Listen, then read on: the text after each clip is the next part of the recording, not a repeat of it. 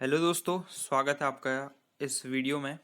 देखिए, कुछ जेन्युइन बातें मैं आपसे करने वाला हूँ। ये सिर्फ एक मैसेज है उन लोगों के लिए जिन्होंने मध्य प्रदेश हाई कोर्ट के असिस्टेंट ग्रेड 3 का एग्ज़ाम दिया था और वो इस असमंजस में है कि रिज़ल्ट कब तक आएगा, क्या वैकेंसीज बढ़ेंगी थोड़ी और क्या होगा। तो मैंने थंबनेल पे जो लिख के रखा है कि चीफ जस्टिस हमारे जो मध्य प्रदेश के हैं, आपको मालूम है, श्री माननीय अजय कुमार मलिमथ जी हैं, हाई कोर्ट के चीफ जस्टिस है जबलपुर के। तो इन्होंने भर्तियों के बारे में कुछ कहा है। क्या कहा है, पॉजिटिव खबर है, नेगेटिव खबर है, ये मैं आपको देने वाला हूँ। ठीक है। तो इन्होंने ग्रेड 3 के साथ साथ और भी भर्तियों के बारे में कुछ निर्देश दिए हैं, अधिकारियों को निर्देश दिए हैं।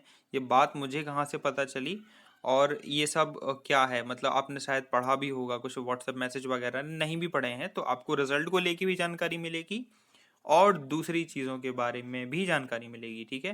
तो आप वीडियो में अंत तक बने रहें, पूरी वीडियो देखें, साथ ही साथ में सब्सक्राइब कर लीजिए क्योंकि ऐसी जेन्युइन इन्फॉर्मेशन आपको मिलती रहेगी। ठीक है। अब मैं आपको बताता हूँ, हमारे जस्टिस अजय कुमार मलिमथ सर का एक विजिट हुआ था। आपको मालूम है, डिस्ट्रिक्ट कोर्ट में जो भी अधिकारी होते हैं वो अपने से नीचे वाले अधिकारियों या कर्मचारियों की क्या काम को देखने के लिए विजिट चलती रहती है। तो श्री अजय कुमार मलिमथ जी की विजिट थी 2 दिन पहले पन्ना में।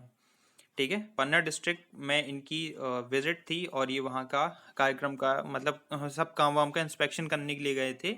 और ये जेन्युइन खबर है। मुझे खबर कहाँ से पता चली ये भी मैं आपको बता देता हूँ।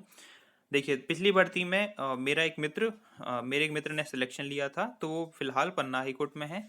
उनके माध्यम से मुझे जेन्युइन जानकारी मिली, हालांकि मुझे थोड़ा लेट मिली जब मैंने उनको फ़ोन लगाया खबर की सत्यता जांचने के लिए।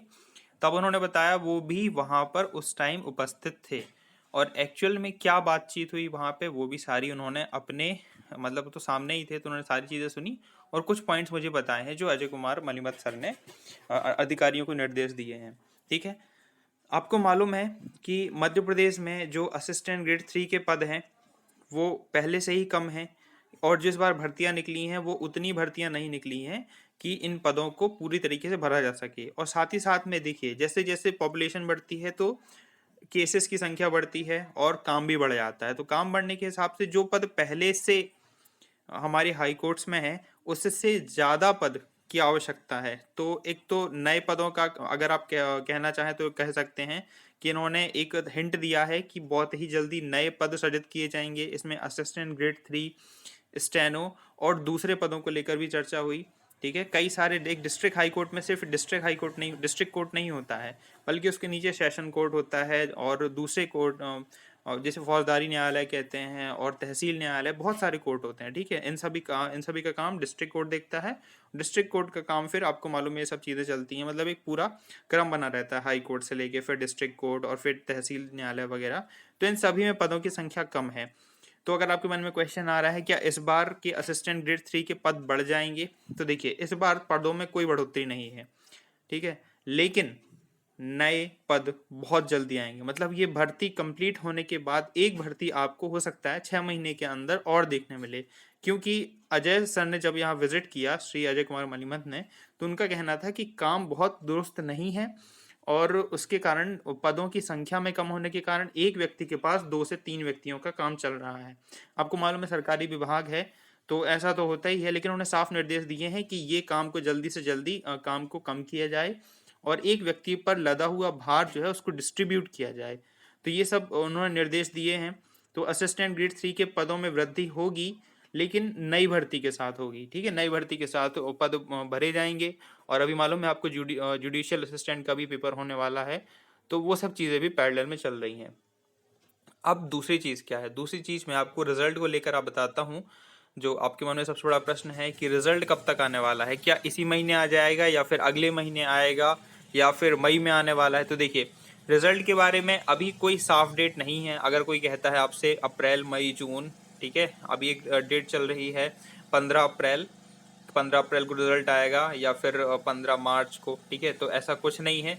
देखिए, रिजल्ट उन्होंने उनके हिसाब से जो निर्देश दिए हैं, जैसा कि मुझे पता चला है, रिजल्ट 15 से 20 दिन के अंदर हाई कोर्ट का रिजल्ट आ जाएगा। बिल्कुल ये जेन्युइन इन्फॉर्मेशन है, क्योंकि उन्होंने कहा है कि उन्हें ये भी पता है कि अभी जो असिस्टेंट ग्रेड 3 की भर्ती है वो चल रही है, उसके पेपर हो चुके हैं, उन्होंने उसके बारे में भी जानकारी ली है।